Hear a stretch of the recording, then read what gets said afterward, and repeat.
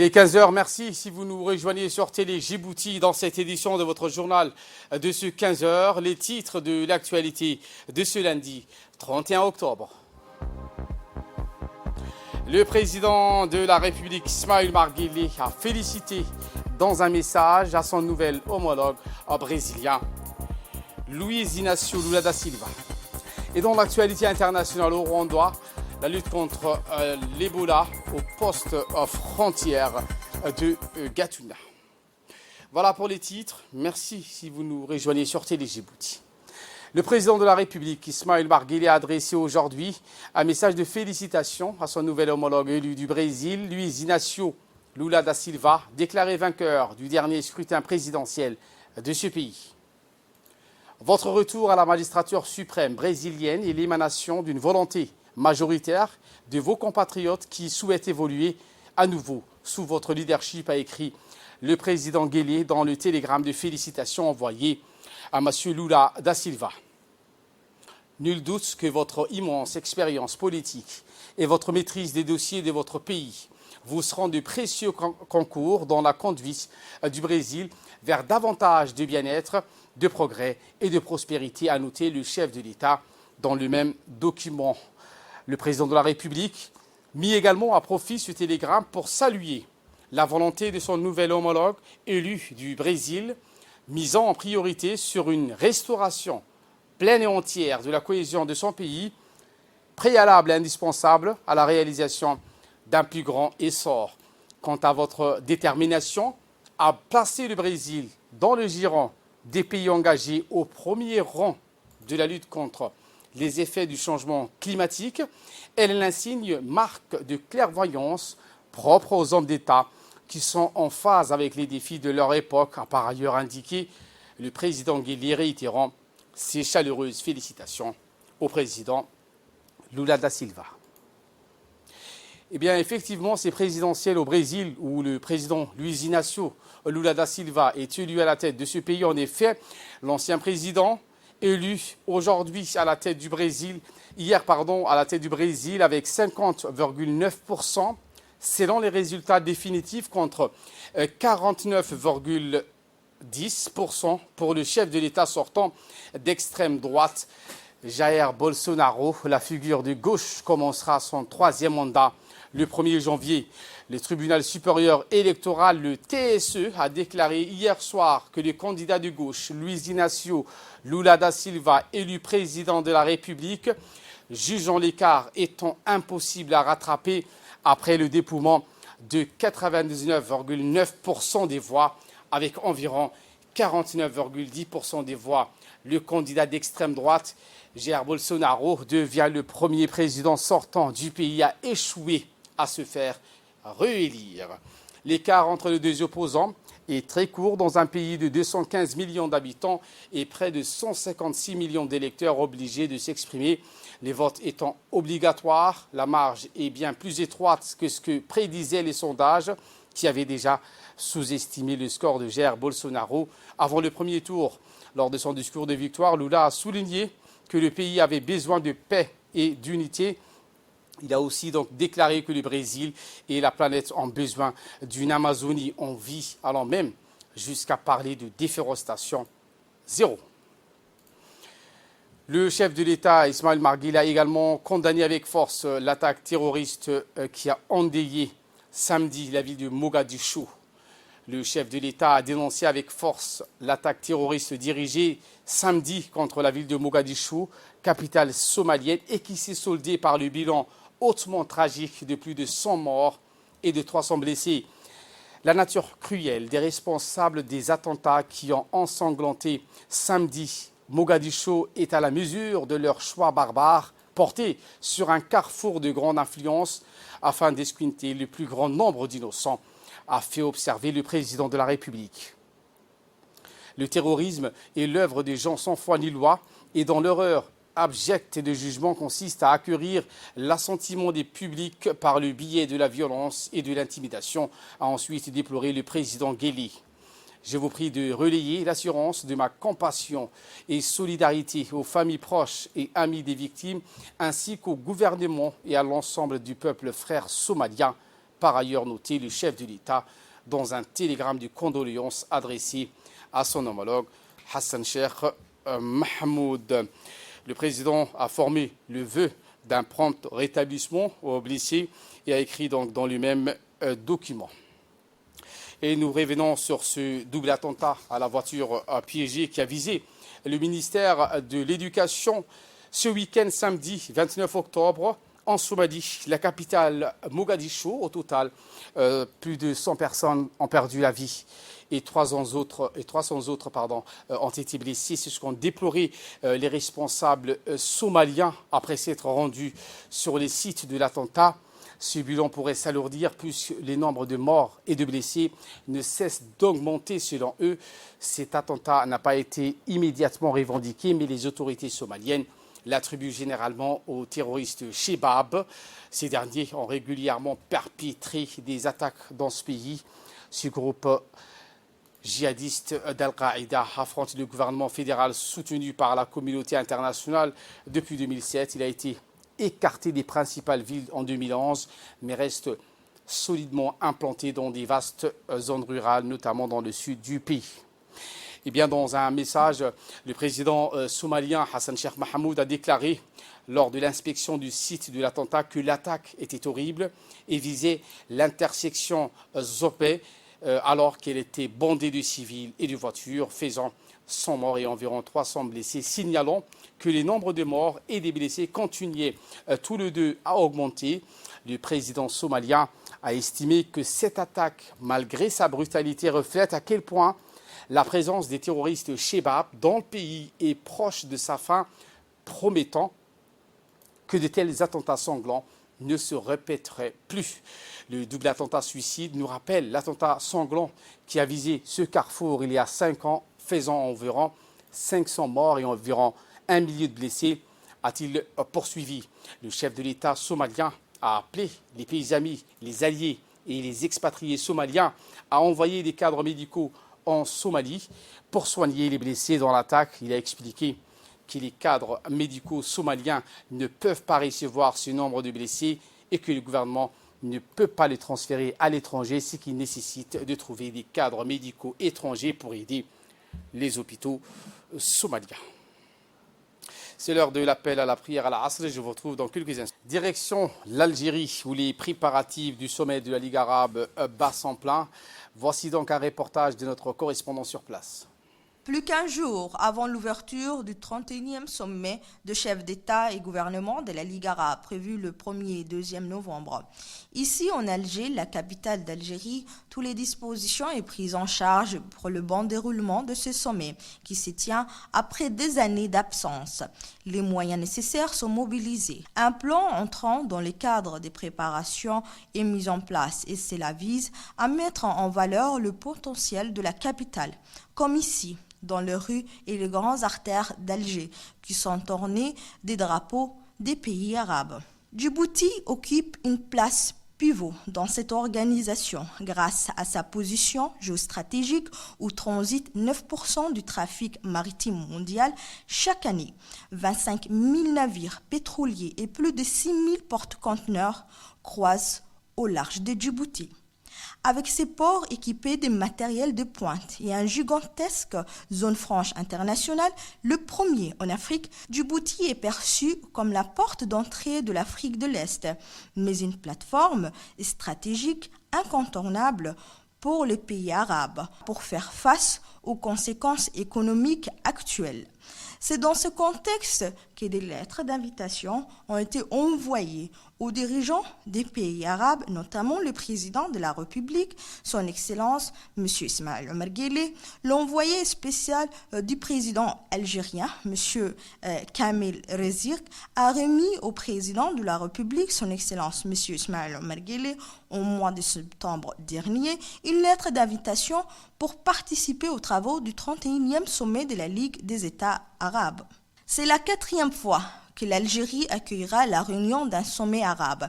C'est ici, dans ce centre international de conférence Abdelratif Rahil, qui va abriter le 31e sommet, avant l'ouverture prévue pour le 1er et le 2e novembre, rien n'est laissé au hasard, aussi bien sur le plan organisationnel que les thématiques qui seront abordées au cours de ce sommet qui vient un point nommé, puisqu'il se tient dans un contexte particulier, la crise en Ukraine et ses conséquences sécuritaires et économiques sur les pays arabes, la situation en Palestine, la sécheresse et la famine en Somalie et le changement climatique.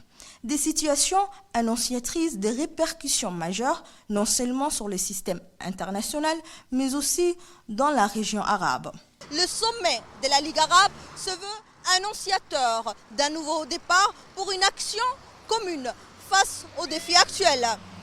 Awa Abdi, Alger, capitale d'Algérie. Le chef de la diplomatie djiboutienne, Mahmoud Ali Youssouf, est revenu pour nous lors d'une interview. Voici ses propos. Bismillah ar-Rahman ar-Rahim. Nous sommes à Alger, capitale de l'Algérie. Nous attendons donc l'arrivée du chef de l'État, son Excellence M. Ismaïl Omar Guelleh, président de la République, pour sa participation au 31e sommet de la Ligue arabe. Nous étions donc ces 3 derniers jours dans des réunions préparatoires. Des réunions préparatoires au niveau des ambassadeurs, donc comité permanent de la Ligue arabe, des réunions préparatoires au niveau des ministres des Affaires étrangères, donc réunions auxquelles j'ai participé. C'est un sommet qui se tient 3 ans après le précédent qui s'était tenu en Tunisie. Des circonstances connues ont retardé la tenue de ce 31e sommet, le Covid, les circonstances internationales, la crise mondiale, alimentaire, la guerre en Ukraine. Il y a beaucoup de choses qui ont retardé la tenue de ce sommet. Aujourd'hui, c'est un sommet où participera pratiquement les 2/3 des chefs d'État arabes, des princes, des rois, etc. C'est un sommet qui est face à des défis extrêmement importants. Il y a celui de l'inflation mondiale, des crises internes dans le monde arabe, la Libye, le Yémen, la Syrie, le terrorisme qui a fait hier un peu à Mogadiscio des centaines de morts, celui qui a frappé Djibouti le 6 octobre avec la prise en otage de nos soldats. Le terrorisme est central dans les débats qui auront lieu dans le cadre de ce sommet. La sécurité alimentaire avec l'inflation, centrale également. Et bien entendu, tous les dossiers qui ont une vision plus stratégique, de long terme, afin de consolider l'unité des pays arabes, d'atténuer l'impact de ces crises sur les populations arabes et surtout de réformer la Ligue arabe qui est en train de s'essouffler. Vraiment une organisation qui a été créée en 1945, dont les structures ont besoin d'être réformées. Et donc voilà des discussions et des sujets qui sont très importants pour le monde arabe. Et nous connaissons le rôle de l'Algérie sur le continent africain. Nous connaissons les positions de l'Algérie. Je crois que la présidence algérienne aura aussi un caractère plutôt très spécifique. J'ai personnellement exposé le terrorisme auquel Djibouti a été confronté le 6 octobre. J'ai parlé de ce qui s'est passé également en Somalie il y a 3 jours. J'ai insisté sur le fait que la lutte contre le terrorisme était une priorité pour nos pays et que le sommet devait vraiment se concentrer également sur cet aspect. J'ai également évoqué la sécurité alimentaire. Je crois que c'est un dossier très important. Le Soudan a un projet sur la sécurité alimentaire. Vous savez qu'une grande partie de nos frères somaliens sont aujourd'hui exposés à l'insécurité alimentaire. Ça aussi, c'est un sujet sur lequel on a beaucoup insisté. Et je crois que tous les sujets qui concernent le monde arabe ont été débattus et discutés. Retour à Djibouti, où la ministre des Affaires sociales et des Solidarités, Mme Olofa Ismaël Abdou, en collaboration avec la responsable du pôle protection sociale et emploi de la région, Mme Anouche Bezanian, procédé au lancement officiel du projet d'urgence de protection sociale et de réponse aux crises alimentaires qui s'est tenu à Sheraton Hotel. Un projet d'urgence de protection sociale et de réponse aux crises alimentaires financé par la Banque mondiale à hauteur de 30 millions de dollars US survient au lendemain des multiples crises exogènes qui ont eu des retombées négatives sur la population djiboutienne. Ce nouveau projet s'appuie sur le projet intégré des transferts monétaires du capital humain existant. Il permet également d'élargir le système de protection sociale de manière horizontale en protégeant les communautés vulnérables de Djibouti et en renforçant leur résilience aux futurs chocs grâce à la sensibilisation et à la mise en œuvre davantage d'activités d'inclusion productive dans le cadre de ce programme. Il vise pas moins de 86 200 individus urbains et ruraux, dont 2200 étudiants issus des régions de l'intérieur qui jouiront d'une restauration gratuite au cours de leur cursus universitaire. Et de réduction de la pauvreté. J'aimerais d'ailleurs informer qu'en plus de ce projet dont nous parlons aujourd'hui, le conseil d'administration de la Banque mondiale a approuvé il y a quelques jours, le 26 octobre exactement, un autre projet d'urgence pour la sécurité alimentaire de 20 millions de dollars, qui est également un don. Donc, qui va soutenir les efforts du gouvernement djiboutien pour lutter, pour mitiguer les risques qui sont liés au choc exogène et qui affectent la sécurité alimentaire des populations de Djibouti. Et pour sa part, la ministre des Affaires sociales et des Solidarités, Mme Olofa Ismail Abdou, s'est exprimée en ces termes. Je voudrais donc avant tout vous souhaiter la bienvenue dans cette journée de lancement du projet d'urgence de protection sociale et de réponse aux crises alimentaires. Nous avons tous été témoins de multiples chocs interdépendants et souvent dévastateurs qui se sont multipliés dans le paysage du monde actuel. Dans notre région de la Corne de l'Afrique, la succession de ces multiples crises, leurs tendances et risques associés ont créé un environnement complexe dans lequel doivent évoluer nos ménages et surtout particulièrement nos ménages les plus vulnérables. Cette période difficile que nous traversons prouve donc que la protection sociale doit être et devrait être au cœur de notre action gouvernementale, d'ailleurs comme l'a hissé le président de la République, Al-Hajj Ismail Omar Guelleh. Mesdames et messieurs, à l'initiative donc du président et afin d'atténuer les différents effets de cette crise sur nos populations, le ministère des Affaires sociales, comme vous l'avez vu, a mis en exécution une intervention sociale à des niveaux jamais égalés. Tous les moyens financiers nécessaires ont été mobilisés, d'abord à travers nos ressources propres, qui sont le Fonds de solidarité nationale, pour venir en aide à la population vulnérable, sujette au choc. Ainsi, donc, 100 000 individus à peu près vulnérables sur l'ensemble du territoire national ont été assistés, soit à travers des transferts monétaires, soit à travers des distributions de vivres en nature. Mesdames et messieurs, ce magnifique élan de solidarité a aussi donné lieu à un nouveau projet qui nous rassemble tous aujourd'hui ici. Je remercie ceux qui sont en face de moi, le gouvernement américain, le gouvernement japonais et bien d'autres gouvernements dans le monde qui sont des amis de Djibouti, qui orientent également leurs aides et à travers donc des bailleurs comme la Banque mondiale. Nous les remercions. La particularité également de la région MENA et à travers ce projet d'urgence est également le fait que c'est vraiment un don. Donc, les 30 millions que vous voyez ici, ce n'est pas un prêt concessionnel, mais c'est un don et c'est vraiment à titre exceptionnel que ça a été accordé à la République de Djibouti. Je remercie également le nouveau projet puisqu'il est entré en vigueur, comme l'a dit le représentant de la Banque mondiale à Djibouti, il est entré en vigueur le 26 octobre, le nouveau, donc 20 millions encore de dollars en dons. Vraiment, la République de Djibouti ne saura pas mieux vous remercier, en tout cas, pour votre assistance justement à cet appel d'urgence que nous avons lancé et qui a été initié par le président de la République. En complément avec les projets de longue date que nous menons avec vous, nous espérons aider les ménages à gérer les risques associés à la pluralité et à la complexité des chocs. Autre actualité de ce 15h, sous le haut patronage du secrétaire général du gouvernement, M. Al-Miss Mohamed Abdullahi, l'Agence nationale des systèmes d'information de l'État, plus connue sous l'acronyme ANC, a clôturé au Sheraton Hotel hier la Semaine nationale de la cybersécurité.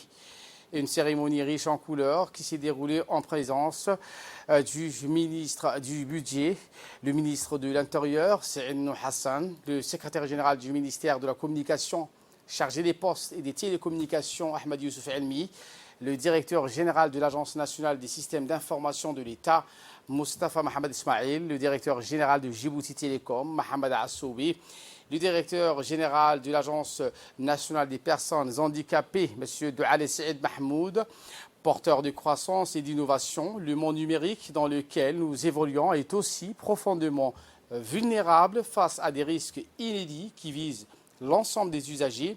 Il est donc primordial de comprendre ces risques auxquels nous devons tous faire face pour voir aboutir des solutions dans le long terme, tel a été le but ultime de l'organisation de cette Semaine nationale de la cybersécurité. Par ailleurs, l'objectif principal de la Semaine nationale de la cybersécurité était d'identifier les enjeux et les défis de la cybersécurité pour les acteurs publics et privés, recueillir ainsi les préoccupations des acteurs de la lutte contre la cybercriminalité, tout en communiquant les principales réalisations de l'ANSSI en matière de cybersécurité et ainsi sensibiliser les acteurs aux risques liés à la cybersécurité. L'IGAD a tenu un atelier pour le lancement du programme de renforcement de la résilience pour la sécurité alimentaire nutritionnelle dans les pays situés dans la Corne de l'Afrique. Un programme de renforcement de la résilience pour la sécurité alimentaire et nutritionnelle de la Corne de l'Afrique est conçu comme une phase de suivi avec pour objectif de renforcer la résilience face à l'insécurité alimentaire et nutritionnelle dans la région. Ce programme régional a été préparé et conçu pour être mis en œuvre par les pays participants, à savoir Djibouti, l'Éthiopie, le Kenya, la Somalie, le Soudan du Sud et le Soudan, en raison de la situation sécuritaire incertaine dans des pays en raison des dernières crises épidémiologiques telles que le Covid-19, l'Éthiopie et le Soudan. La mise en œuvre du programme de ces pays sera différée jusqu'à ce qu'un environnement plus propice prévale. La mise en œuvre sera donc entreprise par étapes avec la première phase dans 4 pays, Djibouti, Kenya, Somalie et Soudan du Sud, avec une phase de prolongement en Éthiopie et au Soudan à une période ultérieure. À l'Assemblée nationale, la Commission permanente pour le développement social élargi aux membres de la Commission de législation de l'administration générale et des droits humains s'est réunie ce lundi en vue d'examiner le projet de loi le numéro 168 de l'année 2022 de la 8e législature, portant du Fonds de soutien pour les handicapés, le FSH, une réunion qui a vu la participation des parlementaires, des membres d'autres commissions qui s'est déroulée sous la conduite du président de la Commission du développement social, le député Hassan Adan-Guedi, et de la députée Kaltoun Farah Saïd, présidente de la Commission des lois. Le gouvernement était représenté par le secrétaire général du gouvernement, Al-Miss Mohamed Abdillahi, le ministre du budget et la ministre des Affaires sociales et de solidarité, Mme Loufa Ismail Abdou.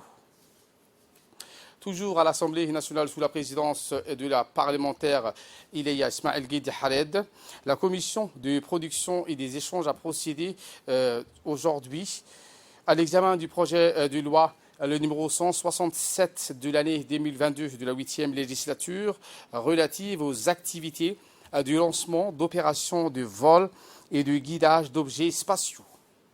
Cette séance de travail a vu la participation des parlementaires, membres et non-membres des commissions, ainsi que le ministre de l'Enseignement supérieur et de la Recherche, Dr Nabil Mohamed Ahmed, chargé d'expliquer et de défendre le projet de texte en commission.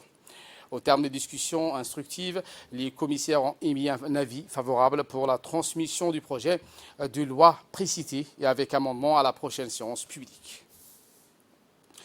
Le général du corps d'armée Zakaria Cheikh Ibrahim, chef d'état-major général des armées, a reçu le 30 octobre hier l'ambassadeur des États-Unis d'Amérique à Djibouti, M. Jonathan Pratt.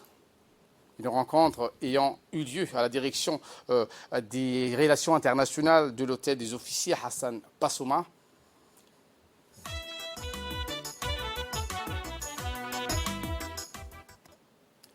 Et bien après les salutations et les présentations d'usage, les deux responsables ont pu échanger sur la coopération militaire, entre autres les deux pays, plus particulièrement entre les deux armées.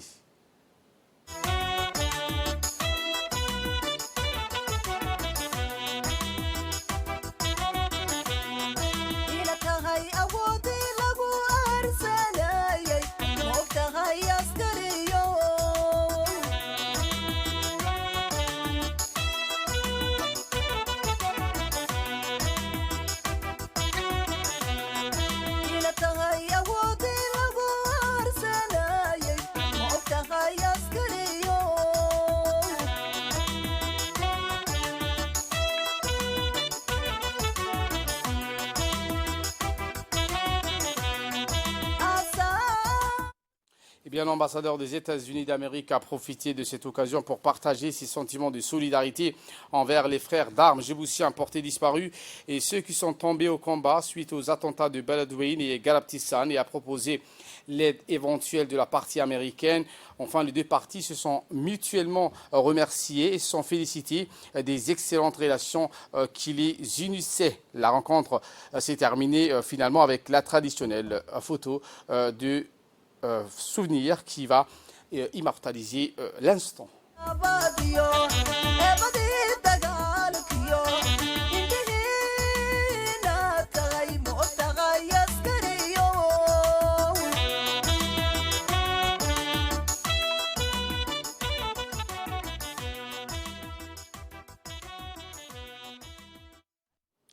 Un mot de sport pour clore l'actualité nationale sous l'égide du secrétariat d'État chargé des sports, le comité olympique et sportif djiboutien en collaboration avec la fédération djiboutienne d'aviron et canoë a procédé au lancement du stage technique pour les entraîneurs au stade Gouled.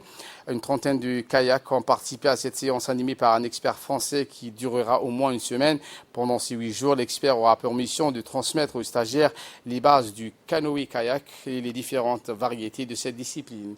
L'objectif est de former ces entraîneurs djiboutiens sur le format compétition des Jeux olympiques de la jeunesse, un événement qui a vu la participation du vice-président du comité national olympique, M. Saïd Hassan, du président de la fédération djiboutienne d'aviron et du canoë, Ahmad Mahamoud, ainsi que plusieurs responsables de cette fédération.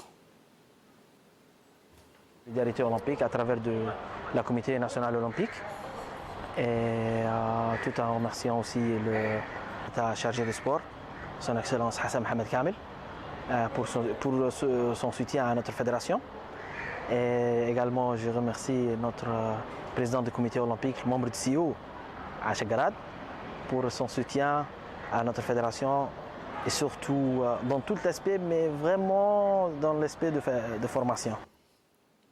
En nouvelle du monde, cette fois au poste frontière de Gatuna avec l'Ouganda, les autorités rwandaises filtrent dorénavant des passagers face à l'épidémie d'Ebola qui sévit en Ouganda. Un stand de prévention contre cette maladie a été installé. Première étape du protocole sanitaire mis en place à l'hôpital. Prise des températures et autres gestes préventifs sont en rendez-vous. Pour franchir la frontière, il faudra montrer patte blanche, une situation qui pourrait commencer à restreindre les mouvements des populations. Selon le ministre ougandais de la Santé, depuis septembre, le pays a déjà enregistré 90 cas confirmés pour 28 décès. Voilà pour l'essentiel de ce 15h. Merci à vous de nous avoir suivis et très bonne suite des programmes sur Télé Djibouti.